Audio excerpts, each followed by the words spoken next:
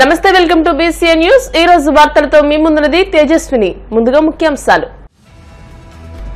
సింహాచలం దుర్ఘటన జరిగిన వెంటనే స్వయంగా రంగంలోకి దిగిన హోంమంత్రి అనిత। బాధ్యతల నిర్వహణ అభినందనీయమన్న ఉప ముఖ్యమంత్రి పవన్। సింహాచలం దుర్ఘటన బాధితులను పరామర్శించిన మంత్రి నాదెండ్ల। బాధిత కుటుంబాలను అన్ని విధాలా ఆదుకుంటామని హామీ। ప్రభుత్వ నిర్లక్ష్యం నాణ్యత లేని నిర్మాణం వల్లే సింహాచలం దుర్ఘటన జరిగిందన్న జగన్। గత ఘటనలు ప్రస్తావిస్తూ ప్రభుత్వంపై తీవ్ర స్థాయిలో విమర్శలు।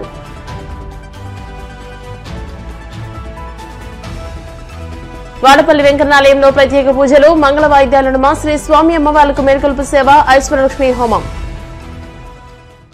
సింహాచలం శ్రీ వరాహలక్ష్మి నరసింహస్వామి వారి చందనోత్సవం సందర్భంగా జరిగిన తీవ్ర విషాద ఘటనపై ఏపీ ప్రభుత్వం తక్షణమే స్పందించింది। ప్రమాదం జరిగిన వెంటనే హోంమంత్రి వంగలపూడి అనిత రంగంలోకి దిగి సహాయక చర్యలను స్వయంగా పర్యవేక్షించారు। ఈ క్లిష్ట సమయంలో ఆమె చూపిన చొరవ, బాధ్యతాయుతమైన పనితీరును ఉప ముఖ్యమంత్రి పవన్ కళ్యాణ్ ప్రశంసించారు। సంక్షోభ సమయంలో హోంమంత్రి అనిత చూపిన చొరవను, ఆమె చేసిన సేవలను ప్రత్యేకంగా అభినందించారు। దీనిపై అనిత స్పందిస్తూ, అన్న మీ ప్రశంసలకు నా హృదయపూర్వక ధన్యవాదాలు అంటూ కృతజ్ఞతలు తెలిపారు। మీరు చెప్పినట్లుగానే కూటమి ప్రభుత్వంలో అందరం బాధ్యతగా భావించి వెంటనే చర్యలు చేపట్టామని, సంక్షోభ సమయాల్లో ముఖ్యమంత్రి చంద్రబాబు నాయకత్వ స్ఫూర్తి మాకు మార్గనిర్దేశం చేసిందని అన్నారు। బాధిత కుటుంబాలకు అండగా నిలవడంలో, భక్తులకు ధైర్యం చెప్పడంలో అధికారులు, సిబ్బంది అద్భుతంగా సమన్వయంతో పనిచేస్తారని తెలిపారు। మనం ఎన్ని చేసినా కూడా కుటుంబాలకు తిరిగి ప్రాణాలు తిరిగి తీసుకొచ్చి ఇవ్వలేం। కానీ గౌరవ సీఎం గారు నారా చంద్రబాబు నాయుడు గారు, అదేవిధంగా డిప్యూటీ సీఎం పవన్ కళ్యాణ్ గారు, అదేవిధంగా నారా లోకేష్ గారు ప్రతినిత్యం కూడా మాతో మానిటర్ చేసుకుని ఆ కుటుంబానికి అండగా నిలబడాలని ఇక్కడ నాతో పాటు ఇందాక మినిస్టర్ కొండపల్లి శ్రీనివాస్ గారిని, అదేవిధంగా ఇక్కడున్న లోకల్ ఎమ్మెల్యేలు, జనసేన, టీడీపీ అందరు ఎమ్మెల్యేలని కూడా ఇక్కడికి పంపించి వీళ్ళకి భరోసాగా నిలబడమని చెప్పడం జరిగింది। దానిలో భాగంగానే గవర్నమెంట్ తరపు నుంచి కూడా వాళ్ళందరికీ కూడా ఎక్స్గ్రేషియా ప్రకటించడానికి ఒక్కొక్క మనిషికి కూడా, చనిపోయిన వాళ్ళు ఒక్కొక్క మృతుడికి కూడా 25 లక్షల రూపాయలు ఎక్స్గ్రేషియా ప్రకటించడం జరిగింది। దాంతోపాటు ఆ కుటుంబంలోని ఒకరికి ప్రభుత్వ ఉద్యోగం ఇవ్వడానికి కూడా ఈరోజు గవర్నమెంట్ కూడా సిద్ధపడింది। అదేవిధంగా ఎవరైతే కొంతమంది చెప్పున్నారండి ఇక్కడికి వచ్చిన తర్వాత, ఇప్పుడు ఈ అమ్మాయి ఉంది, ఈ అమ్మాయి వాళ్ళ అన్న వదిన ఇద్దరు చనిపోయారు। అమ్మ నాన్న ఇద్దరు కూడా కూలి పని చేసుకుని బతికిన వాళ్ళు। ఈమెకి కూడా భర్త చనిపోయారు, ఈమెకి 2 పిల్లలు। ఆ పిల్లలిద్దరినీ కూడా పాపం వాళ్ళిద్దరు కూడా పోషించేవారు। నా పిల్లలకి దిక్కు లేకుండా అయిపోయింది అంటే గవర్నమెంట్ తరపు నుంచి ఆ పిల్లలిద్దరినీ కూడా చదివించే బాధ్యత కూడా మేము తీసుకోవడానికి మేము సిద్ధపడ్డాం। అంటే ఈరోజు కుటుంబాలకి మేము తిరిగి వాళ్ళ ప్రాణాలు ఇటు పరిస్థితులను మేము తిరిగి తీసుకెళ్ళలేం, ఎవరూ తీసుకెళ్ళలేం। కానీ వాళ్ళకి భరోసాగా నిల్చోవాలనే ఉద్దేశంతో చాలామందికి ఇప్పుడు 25 లక్షల రూపాయల ఎక్స్గ్రేషియా కూడా గవర్నమెంట్ నుంచి ఈ రోజే తీసుకొచ్చి మేము ఇచ్చేవాళ్ళమే। కానీ కలెక్టర్ గారు, సిపి గారు అందరూ కూడా సింహాచలంలోని క్యూ లైన్స్ దగ్గర ఏర్పాట్ల గురించి ఉన్నారు కాబట్టి ఈరోజు కాకుండా రేపు కానీ ఎల్లుండి కానీ డెఫినెట్గా వాళ్ళ ఇళ్ళ దగ్గరికి వెళ్ళి, మా ఎమ్మెల్యేలు మేము అందరం కూడా ఇళ్ళ దగ్గరికి వెళ్ళి వాళ్ళకి ఆ ఎక్స్గ్రేషియా కూడా ఇచ్చే ఏర్పాట్లు కూడా మేము చేసుకుంటాం। ఎందుకంటే చనిపోయిన వాళ్ళని గౌరవించాలి, ఆ కుటుంబం వాళ్ళని మేము ఆదరించాలి। ఈ రెండింటికి కూడా ఎన్డీఏ గవర్నమెంట్ సిద్ధపడి ఉంది, కట్టుబడి ఉంది, చిత్తశుద్ధితో ఉంది। దయచేసి అందరినీ కూడా సహకరించమని, దీన్ని రాజకీయాలకు తీసుకెళ్లొద్దని అందరినీ కూడా సహకరించమని చేతులెత్తి నమస్కరించి వేడుకుంటున్నాం।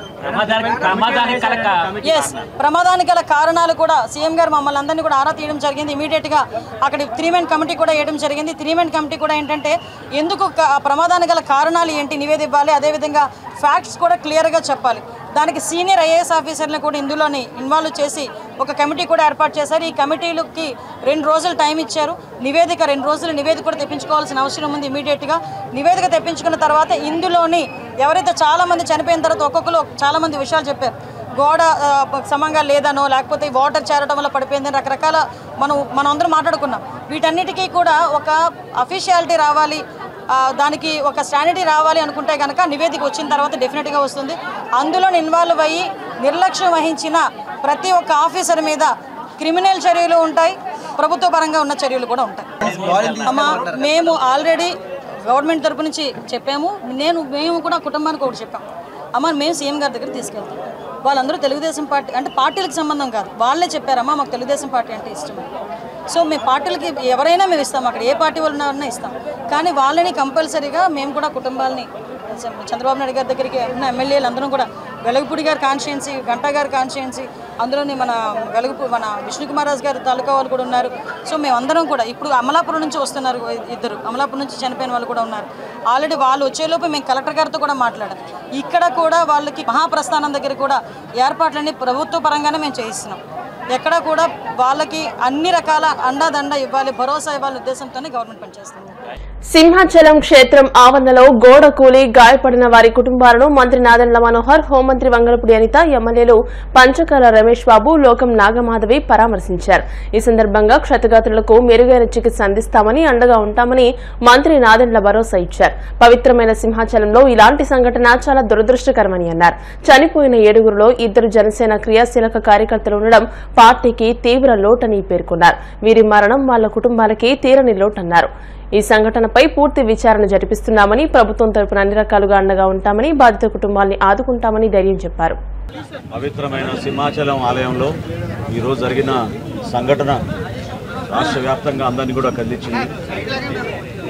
ఉదయం నుంచి గౌరవ ముఖ్యమంత్రి గారు చంద్రబాబు నాయుడు గారు, అదేవిధంగా రాష్ట్ర ఉప ముఖ్యమంత్రి పవన్ కళ్యాణ్ గారు కుటుంబాలకి సానుభూతి తెలపడం కాకుండా దిగ్భ్రాంతితోటి ఇక్కడ జరగాల్సిన కార్యక్రమాలు, ఏ విధంగా కుటుంబాలను మేము ఆదుకోగలుగుతామో ప్రభుత్వం నుంచి గౌరవ మంత్రి గారు అనిత గారు, అదేవిధంగా మా గౌరవ శాసనసభ్యులు అందరూ కూడా సమీక్షించుకుంటూ ముందుకు వస్తూనే ఉన్నాం. ఈ సమయంలో ప్రాణాలు కోల్పోయిన కుటుంబాలకి మనస్ఫూర్తిగా రాష్ట్ర ప్రభుత్వం నుంచి ప్రజల పక్షాన వాళ్ళందరినీ కూడా ధైర్యంగా ఉండమని, ఖచ్చితంగా ప్రభుత్వం నుంచి మేము ఆదుకోవాల్సిన మా చర్యలు కానివ్వండి, ఏ విధంగా కుటుంబాలకు భరోసా కల్పించగలుగుతామో తప్పకుండా అది కల్పిస్తాం. ఇందులో దురదృష్టమైన సంఘటన 7గురిలో 2 జనసేన పార్టీ క్రియాశీలక సభ్యులు దుర్గాప్రసాద్ నాయుడు గారు, అదేవిధంగా మణికంఠ గారు, 2 కూడా అంబాజీపేట నుంచి పాపం వాళ్ళు కష్టపడి విశాఖపట్నంలో ఉద్యోగాల కోసం వచ్చి ఇక్కడ స్థిరపడి వాళ్ళు చేసుకున్న కార్యక్రమాల్లో భాగంగా ఈరోజు దర్శనం కోసం ఆ రోజు సంఘటన జరిగింది. సో మనస్ఫూర్తిగా ముందుగా మా పార్టీ నుంచి పవన్ కళ్యాణ్ గారి తరఫున, రాష్ట్ర ప్రజల పక్షాన గౌరవ ముఖ్యమంత్రి గారి తరఫున, మా అందరి తరఫున ఆ కుటుంబాలకి మేము అండగా నిలబడతామని, తప్పకుండా ఇటువంటి సంఘటనల గురించి పూర్తి స్థాయిలో విచారణ జరిపిస్తున్నారు మినిస్టర్ గారు. ఆ వివరాలు వచ్చిన తర్వాత మరొకసారి మీ అందరితో కూడా మేము మాట్లాడతాం. సింహాచలంలోని శ్రీ వరాహలక్ష్మీ నరసింహస్వామి వారి ఆలయంలో గోడ కూలి మరణించిన వారి కుటుంబ సభ్యులను మాజీ ముఖ్యమంత్రి వైసీపీ అధ్యక్షులు జగన్మోహన్ రెడ్డి పరామర్శించారు. తాడేపల్లి నుంచి విశాఖ వచ్చిన జగన్ చంద్రపాలెం చేరుకుని అక్కడ ఉమామహేష్, శైలజ భౌతిక కాయాలకు నివాళులర్పించి వారి కుటుంబ సభ్యులను ఓదార్చారు. అనంతరం ఆయన మీడియాతో మాట్లాడుతూ లక్షలాది మంది భక్తులు వస్తారని తెలిసినా కూడా ప్రభుత్వం చందనోత్సవానికి కనీస ఏర్పాట్లు చేయడంలో విఫలమైందని, భక్తులకు సౌకర్యాలు కూడా కల్పించలేదని ఆరోపించారు. కాంక్రీట్తో నిర్మించాల్సిన గోడను ఫ్లై యాష్ ఇటుకలతో నాణ్యత లేకుండా కట్టారని విమర్శించారు. వర్షం పడుతుందని తెలిసినా కూడా కొత్తగా కట్టిన ఆ గోడ పక్కనే క్యూ లైన్లు ఏర్పాటు చేయడం ప్రభుత్వ నిర్లక్ష్యానికి నిదర్శనమని అన్నారు. స్వామి చందనోత్సవానికి వచ్చిన భక్తుల పరిస్థితి ఈరోజు ఇక్కడ చూస్తా ఉన్న ఘటనే నిదర్శనం. దాదాపుగా 7 మంది చనిపోవడం జరిగింది, కొంతమందికి గాయాలు కూడా అయ్యాయి. మొట్టమొదటిగా కుటుంబాలకు నా ప్రకారం సానుభూతి తెలియజేస్తా ఉన్నాను. ఇక్కడ జరిగిన ఘటన, సింహాచలంలో జరిగిన ఈ ఘటన అయినా కూడా, చందనోత్సవానికి సంబంధించి ఇప్పుడు ఇవాళ జరిగిన ఈ ఘటన అయినా కూడా, లేదా మొన్న తిరుపతిలో వైకుంఠ ఏకాదశి నాడున జరిగిన ఘటన తీసుకున్నా కూడా నేను ఒకటి అడుగుతా ఉన్నాయి ప్రభుత్వానికి. అయ్యా, ఏ రోజు చందనోత్సవం జరుగుతుంది, ఏ రోజు వైకుంఠ ఏకాదశి వస్తుంది అన్నది ప్రభుత్వానికి తెలియదా అని అడుగుతా ఉన్నా. ఎప్పుడు జరుగుతుందో తెలుసు, ఆ జరిగే రోజున లక్షల మంది భక్తులు వస్తారు అన్న సంగతి కూడా తెలుసు. తెలిసినా కూడా కేవలం నిర్లక్ష్య వైఖరితో అనేక మంది ప్రాణాలను బలికొన్నారు. వైకుంఠ ఏకాదశి నాడు తిరుపతిలో 6 మందిని ఇలాగే నిర్లక్ష్యం చేసి పొట్టను పెట్టుకున్నారు. చంద్రబాబు నాయుడు గారు కుప్పం పర్యటన ఉంది అని చెప్పి పోలీసులందరినీ కూడా కుప్పంకు పంపించారు. లక్షల మంది భక్తులు ఈ రోజు వస్తారు అని తెలిసినా కూడా దారుణమైన అరేంజ్మెంట్స్. చాలా మంది చెప్తా ఉన్నారు టెంపరీ టాయిలెట్లు కూడా లేవు, క్యూలలో నిలబడిన వాళ్ళకి నీళ్లు లేవని కూడా చెప్తా ఉన్నారు. ఘటన జరిగిన స్థలాన్ని ఒకసారి చూస్తే 6 రోజుల కిందట గోడ కట్టడం మొదలు పెట్టారు. 2 రోజుల కిందట గోడ పూర్తి చేసినారు. 20 మీటర్ల పొడుగు గోడ, దాదాపుగా 70 అడుగులు గోడ, 10 అడుగులు ఎత్తు. ఈ గోడ కట్టే దాంట్లో ఎక్కడా కూడా కాలమ్స్ ఎక్కడా కనిపించవు.